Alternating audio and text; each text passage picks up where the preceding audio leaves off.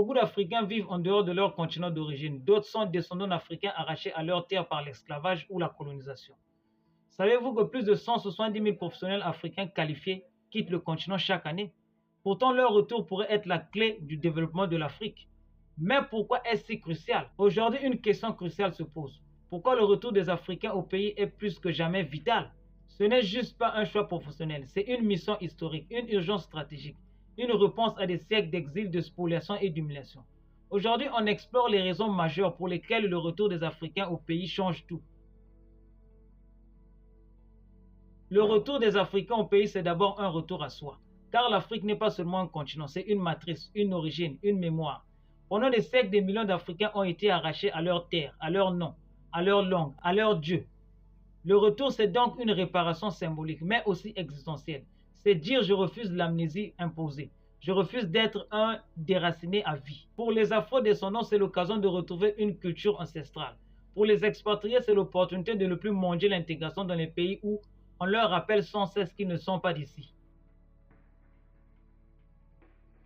Aujourd'hui, encore des milliers de jeunes Africains quittent leur continent pour chercher de meilleures conditions à l'étranger. Résultat, les meilleurs cerveaux construisent les hôpitaux européens, pendant que les nôtres s'effondrent. Ils innovent dans les universités américaines, pendant que les nôtres manquent de moyens. Beaucoup d'Africains partent étudier ou travailler à l'étranger et acquièrent des connaissances ultra pointues. Imaginez un médecin formé en Europe, ouvrant un hôpital moderne à Dakar, à Lomé, à Ouagadougou, n'importe où en Afrique, ou un ingénieur de la Silicon Valley lançant une start-up à Kigali. C'est déjà une réalité qu'on l'on voit en Afrique aujourd'hui. Prenons le cas du docteur Ola Bons, nigérian, formé au Royaume-Uni, a créé Flight Doctors. Au Nigeria, une société d'ambulance aérienne. L'Afrique manque cruellement d'ingénieurs.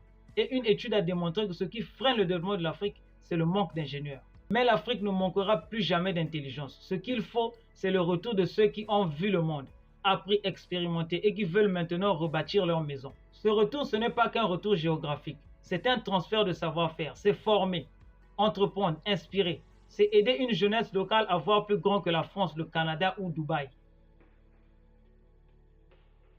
Tu savais que la diaspora africaine envoie chaque année 100 milliards de dollars vers l'Afrique?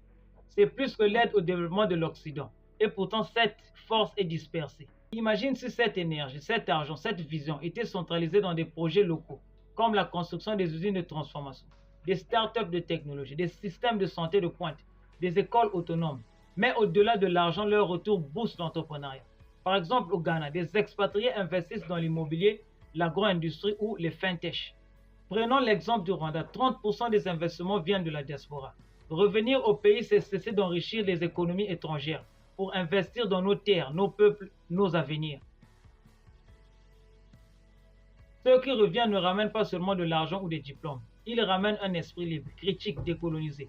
Ils savent que l'Afrique n'a pas besoin de copier l'Occident, elle a besoin de s'en libérer. Ils réécrivent les récits, ils questionnent les élites corrompues. Ils relancent les traditions positives, ils valorisent les langues locales. Ils réconcilient l'Afrique avec son essence et sa vision du monde. Prenons le cas de la culture. La diaspora a popularisé l'afrobeat, le mode wax et le cinéma africain. En restant, ces talents préservent et modernisent nos traditions. Prenez le cas par exemple de Burna Boy ou d'un créateur comme Omar Sy qui exporte le savoir-faire africain. Car oui, sans souveraineté mondiale, il n'y aura jamais de souveraineté politique. L'Afrique perd des milliers d'éléments, mais quand ils reviennent comme le docteur Denis Mukwege, ils forment une nouvelle génération, résultant moins de dépendance envers l'étranger. Prenons le cas des techniciens africains formés chez Google ou Tesla, reviennent lancer des startups en Afrique. C'est le cas de M-Pesa au Kenya, une révolution bancaire née grâce à des experts locaux et de la diaspora. Dans la gouvernance, la diaspora ramène des idées neuves sur la transformation et les droits humains. Au Sénégal ou au Gambie, leur rôle a été crucial pour des transitions démocratiques. Le retour crée une Afrique plus unie. Avec la zone de libre-échange, ceux qui ont vécu à l'étranger comprennent l'importance du commerce intra-africain. Ils bâtissent des ponts entre pays. Enfin, ce que Marcus Garvey appelait le Back to Africa Movement, ce que Kwame Nkrumah appelait l'unité africaine, ce que Thomas Sankara appelait la décolonisation des esprits. Ce rêve, il est entre nos mains. Le retour des Africains du monde entier, c'est la graine d'une Afrique forte, unie et indépendante. C'est la fin de la soumission. C'est la fin du complexe, c'est la fin de l'illusion que le salut viendra de Paris, Washington ou Pékin. Le salut viendra de nous, par nous et pour nous. Revenir, c'est construire. Revenir en Afrique, ce n'est pas fuir l'Occident. C'est répondre à un appel profond. Ce n'est plus être des spectateurs, mais des acteurs dans notre propre histoire.